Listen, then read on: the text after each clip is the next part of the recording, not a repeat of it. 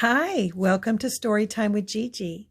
Today we're going to be reading our final story in the Little House Picture Book Treasury, adapted from the stories by Laura Ingalls Wilder. Today's story is called Christmas in the Big Woods.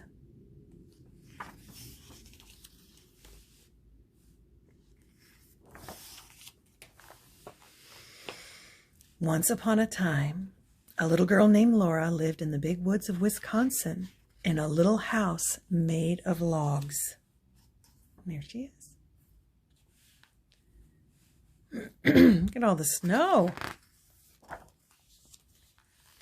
Laura lived in the little house with her pa, her ma, her big sister Mary, her little sister Carrie, and their good old bulldog, Jack.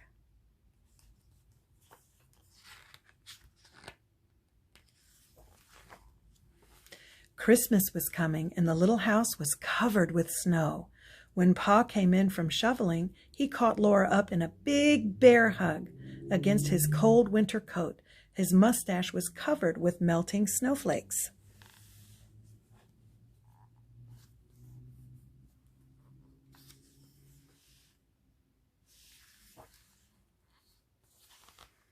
Ma was busy all day long cooking good things for Christmas. She baked bread and apple pies and filled a big jar with cookies.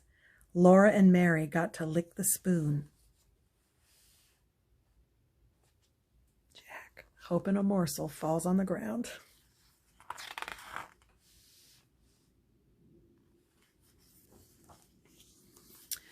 Pa showed Laura and Mary how to make molasses candy by pouring hot sugar and molasses syrup into pans of snow.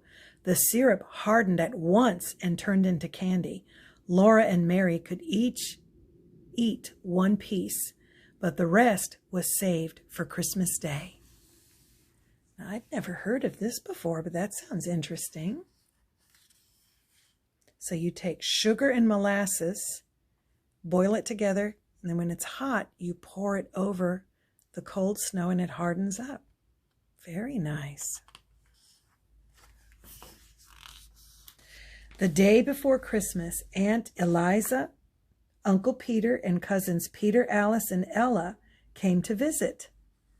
Laura and Mary heard sleigh bells ringing, and then a big bobsled came out of the woods. Aunt Eliza, Uncle Peter, and the cousins were inside, covered up with blankets.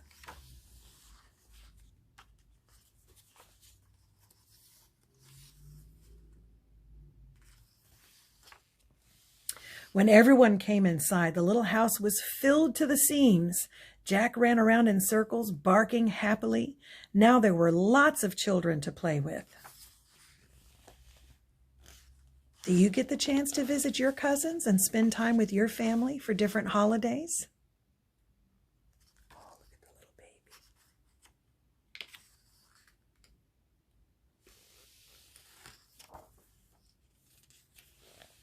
Laura, Mary, and the cousins put on their warm coats and mittens and scarves and went outside to make pictures in the soft, deep snow. Peter. Okay, they're doing the snow angels. Have you ever made a snow angel? I have. It's neat. Although I've never done it face down. I've always done it laying on my back.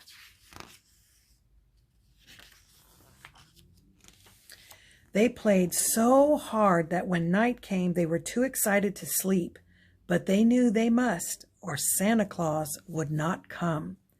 So they hung their stockings by the fireplace, put on their red flannel nightgowns, and went to bed.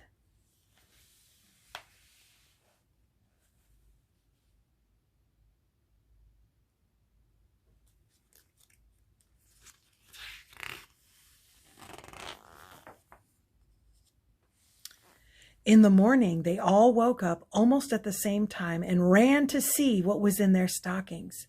In every stocking was a pair of bright red mittens and a stick of red and white striped peppermint candy. They were so happy they could hardly speak. Look at that. Oh, I wonder who got the doll. So there's the peppermint candy in the mittens. They all have the candy in the mittens.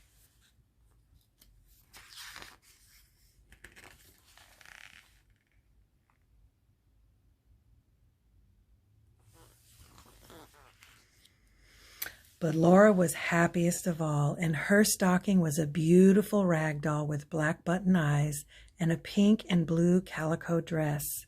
Laura named her doll Charlotte, and she let all the other children hold her. That's very nice that nobody was jealous that Laura got a doll, and they didn't.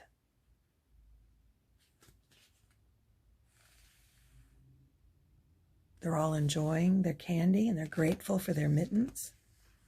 How nice. For Christmas breakfast, Mom made each child a pancake man. All the children held their plates next to the stove and watched while Mom made the pancake men one by one out of pancake batter. Peter ate his up right away, but the girls ate theirs slowly to make them last.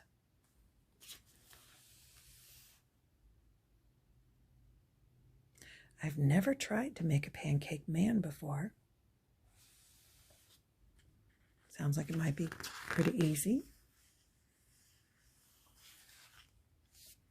It was too cold to go outside, so the children played quietly inside.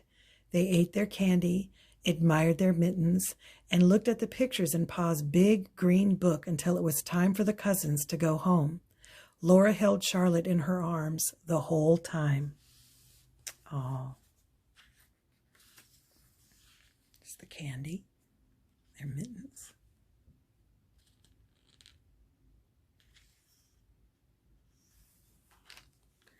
At last, Aunt Eliza, Uncle Peter, and the cousins bundled up in their coats and blankets and got into the bobsled. "Goodbye," they called, and off they went into the woods. In a little while, the happy sound of sleigh bells was gone and Christmas was over. But what a happy Christmas it had been.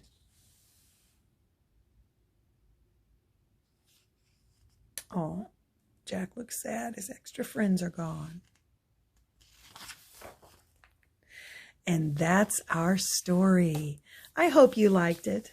Don't forget to like and subscribe and share with your friends so we can all enjoy story time together. Until next time, bye-bye.